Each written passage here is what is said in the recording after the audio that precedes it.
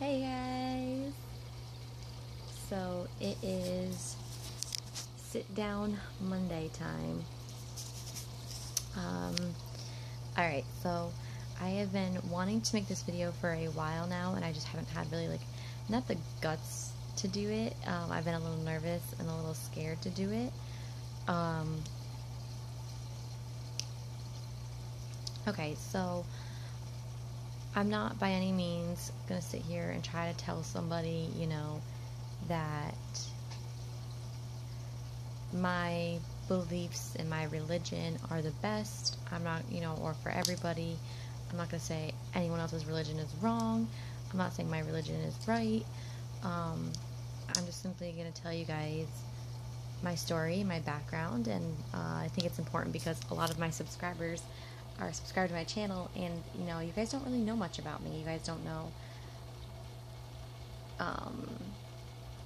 what's happened in my life. So I wanted to talk about a time that I really hit rock bottom. I'm going to try to do this every sit down Monday and kind of just make it every Monday night, or just every Monday in general. I upload a video where I just sit down and talk to you guys and, talk about everything or anything. So let me silence my phone. Okay, so what I wanted to talk to you guys about today is the anxiety and depression I have. A lot of people wouldn't know it by looking at me, because a lot of people actually say that, I'm an extremely happy person, and, they just would have never pictured me as ever having anxiety or depression, which is actually a compliment, So let me remind you guys, I am now 23 years old. I have 2 kids and a husband. My life is great. I live a really, really great life. However, it's not always been easy for me, I should say. I think my anxiety and depression all started about middle school. I have a younger sister who is 2.5 years younger than me. She is not my full sister, she's my half sister. When my father divorced my mother, he got remarried, and with my stepmom, he had my little sister. Her and I have always, just for starters, we were not the closest, because in middle school, there were definitely some times where, a lot of the time, majority of the time, if, my stepmom would always make my sister, feel like she was better than me. Like, she could accomplish more in life, like that she was prettier. And let me remind you guys, my sister is blonde. She's got blonde hair. She's got piercing blue eyes, like they're gorgeous. She doesn't have acne. Her hair's long, she's thin, she's tan, and she's always with the popular crowds in school. So that in itself was meh, whatever, I can deal with it. I've got my own friends, I'm my own person, and it never really dawned on me. I felt like she was prettier than me, but it never really dawned on me until my stepmom started making me feel this way. So what happened is, we would come downstairs for school, and it was just little things like my stepmom would compliment my sister and how cute she looked today, and wouldn't compliment me. Because when I was in middle school, I was going through that phase where I wanted to, I was listening to My Chemical Romance and Panic at the Disco and Suicide Silence. I was listening to all those hardcore bands, screamo bands, which I still enjoy. Oh, I got something caught my throat. Oh, excuse me, guys. Okay, we'll see how much longer I can get through this video without having to take another drink. So, I was always wearing band t-shirts and skinny jeans, and, I wore dark makeup, and, it was just me. That's how my friends were. That's how I was. And my sister was like the um, preppier, girly girl. You know what I mean? Always dressed up and whatever. And I think that's all started was because my parents didn't believe in stuff like that. I had the type of parents that, if you're doing something that they were raised, or not even raised, but they just don't believe is right, or they don't believe in, period, my parents would not like really shun you, but they would treat you differently. And I think that's what it was. I wasn't the greatest in school. I wasn't horrible, but I wasn't the greatest. My sister was straight A's. School came so easily to her. So, I always felt like I was getting judged and compared, and that's what started my anxiety and my depression. Other than, I think what really started my depression was the fact that my mother walked out on us. I know a lot of my depression had started because my mother, my birth mother, who I have no contact with, is a recovering alcoholic. She was into heavy alcohol when I was, even before I was born. That's very, very deep stories that I don't want to get into right now. But that's where my depression started, was because at first I felt like my stepmom was trying to take my mom's place, and in a way, as a child, and I know this was wrong now, I took out my frustration of my mom not being around for me. I took it out on my stepmom when she was just trying to be a mother. So that's wrong. That was wrong in the first place. But at the same time, as I got older, like I said, she was starting to make me feel like I was less than my sister, like I wasn't good enough.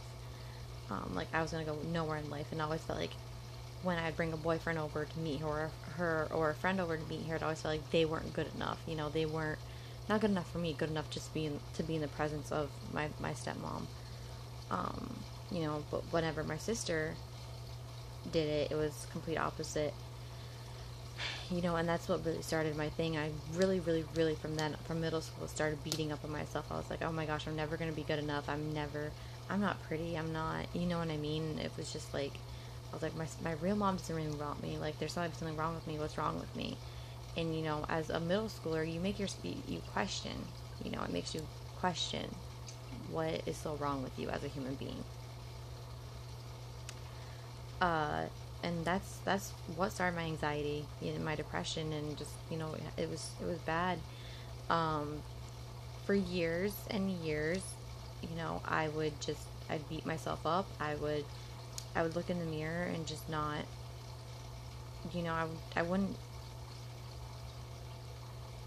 I didn't love myself. I thought I was this horrible person that just wasn't worthy of anyone's love, wasn't worthy of anything. And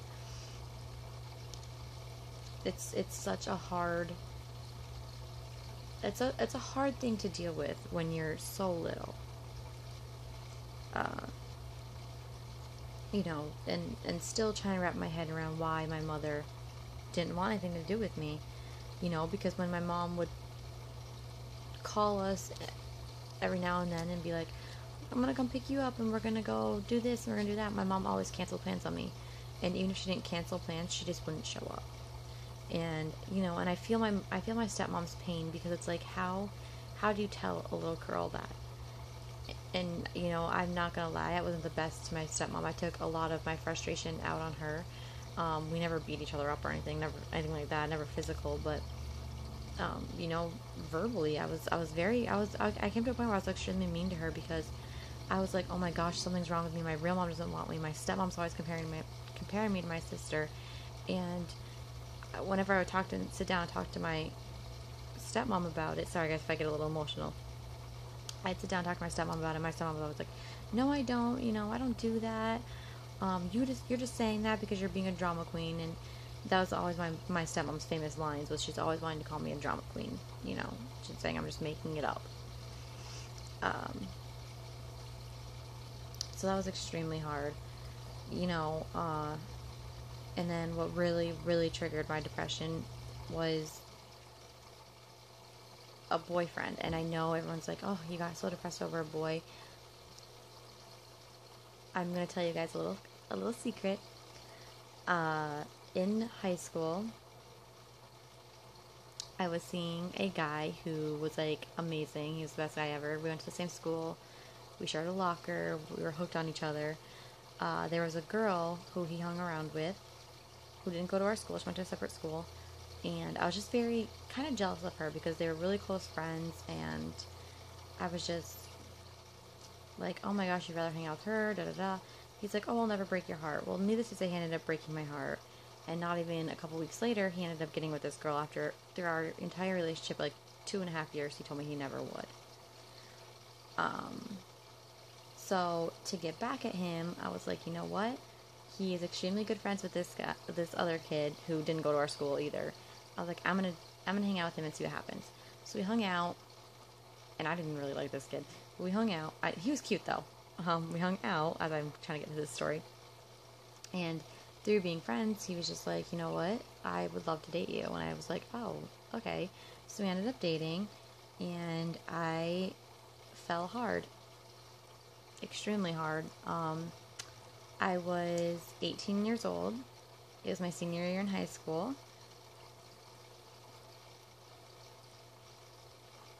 And I was with him. I moved out of my parents' house like 4 weeks, a month before my graduation. And I moved out of my parents' house and I moved in with him and his parents. And I was happy. I was so happy.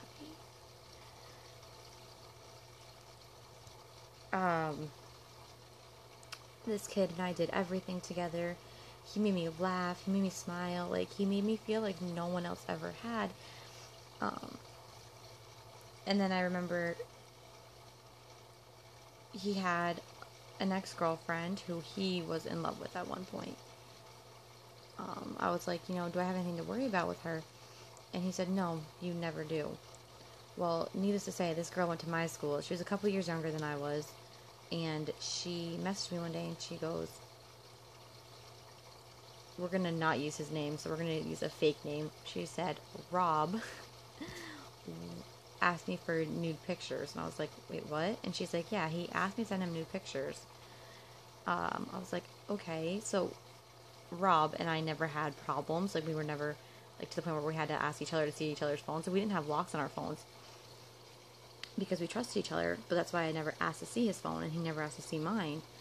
Of course, I had nothing to hide. I was like, I'm in love with this kid, so what do I have to hide?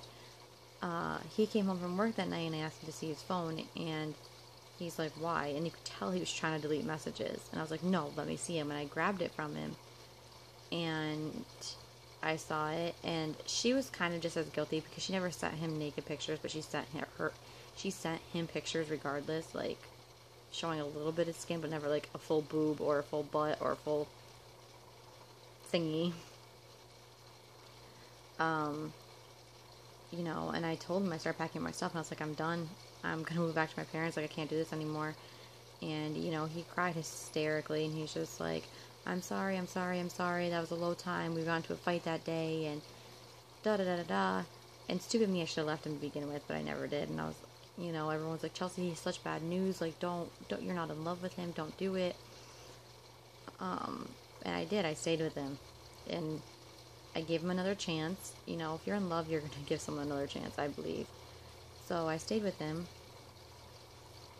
And from then on, he started keeping a lock on his phone, and he started, just not really showing interest in me. And he was always, one of my biggest things was he always, of course, graduation parties came up for both of us. And he just wanted to get wasted and always wanted to drink. And let me remind you guys, my graduation party, my boyfriend's graduation party, and my friend's graduation party, I never touched a drink. That's because at that time I had known that my mother was an alcoholic, and I've got a lot of alcoholism on my real mom's side of the family. So I was just like, to me, alcohol is just a turn off.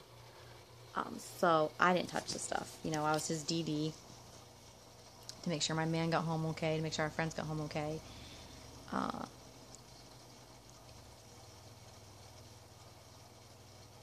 I just woke up one morning and I was laying next to him, and he was still sleeping, and I just looked at him, I stared at him, and I was just like, what am I doing? I knew he was cheating on me, and I I didn't know what else to do. You know, I knew. I was like, even if he's not full-blown cheating on me, he wants other girls. And he woke up and, you know, everything was great. He's like, oh, hey, beautiful. And, you know, they're basically telling you everything you want to hear, but you know it's just not the truth. And we got into a deep conversation laying in bed, and I don't remember what was said because it all happened so fast, but he blew up. He just blew up, and he's like, if that's how you feel, then get the F out. Like, I'm done, da-da-da-da. I talked to my parents. My parents were like, no, you're not coming back to this house. So I ended up moving in with his sister. And I was really close. Like, during our relationship, I got really close with his cousins. Well, his one cousin, who's a girl who lived across the street from him, and I got really close to his aunt as well. So when I wasn't working, once I moved in with his sister, I got another job, and so I was working whatever. And when I wasn't working with her, I would drive over to his aunt's house because, like, his cousin was literally my best friend. And I saw him with another girl, like, 2 days after we broke up, and I was just like, oh my gosh, you know, my heart was just breaking. So one night I go back to his sister's house, and, hold on, guys. Sorry, Oliver must have had a bad dream. So I get back to his sister's house, and, you know, she's not home, she's working, and I'm by myself, and my anxiety and my depression are on, like, a whole new level. I was sweating, I was, what do you call it, like, clammy, yeah. I couldn't sit down, I couldn't breathe, I felt like my whole life was just, like, going crazy. And I never attempted, I want to get this clear, I never attempted to kill myself, ever. But the thought had gone through my head so many times that night, and I literally thought I was going to. I thought I was going to kill myself. I didn't want to be on the earth anymore. I was like, I'm not talking to my parents don't want to talk to me anymore. You know, my friends had gone, didn't really want to talk to me either, because they were like, why did you stay with that guy for so long? I lost so many friends because I picked this guy over them. And he keeps dreaming.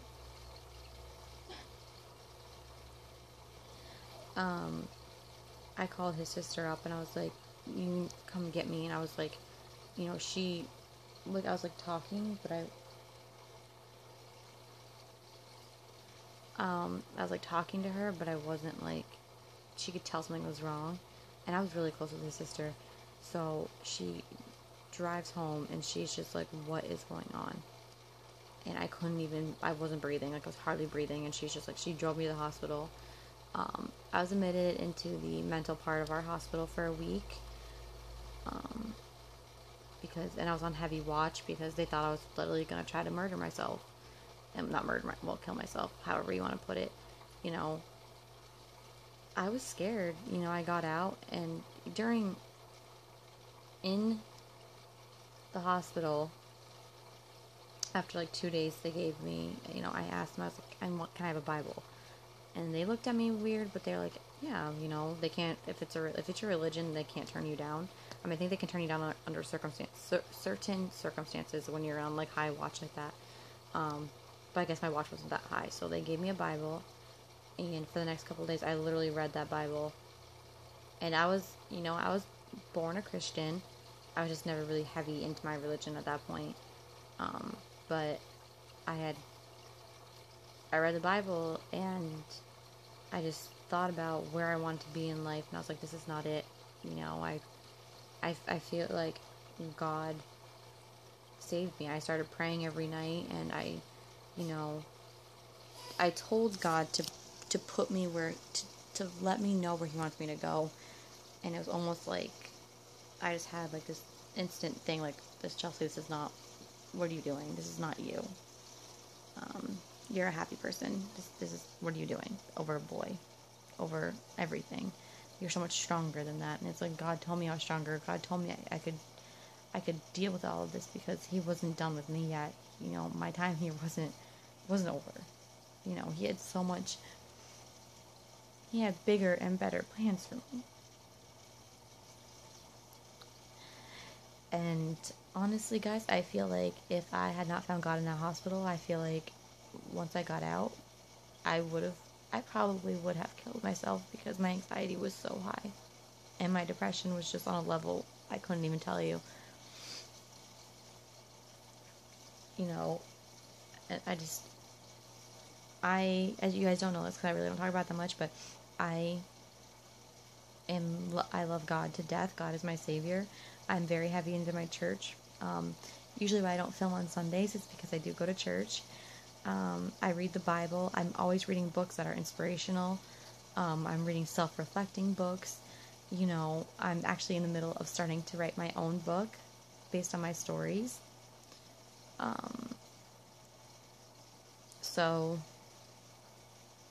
I'm not saying that anyone needs to believe in God, but whatever you believe in, whatever you can focus on, there's help for so many people.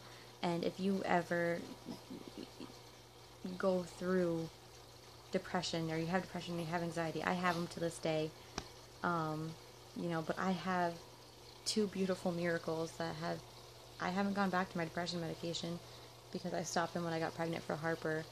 And even through everything that Cameron and I have been through, where I'm like, oh my gosh, I need my depression medication, I need my anxiety medication. My babies are enough to pull me through that, and you know that they're my strength. Them and God are what give me the strength to go on another day. You know, I'm so blessed. So I definitely just wanted to kind of share my story with you guys and sit down and talk with you for Sit Down Monday. And if you guys want to know more about this, you know, I'm more than happy to talk to you guys about it. If you guys just need someone to talk to, get a hold of me. Guys, I'm always here to help anybody. Like I said, all this happened when I was 19. I'm 23 now. It hasn't been that many years, but it's been long enough, you know. Do I still fight with both of it every day, every single day of my life? But you know, I want to be here to help other people and help you guys realize that you guys can get through the same thing I did. Don't ever bring it to self-harming yourself, ever. Not ever. So that was it, guys, for a little serious sit down Monday. I hope you guys all enjoyed, and I'll see you guys in my next video. Bye, guys.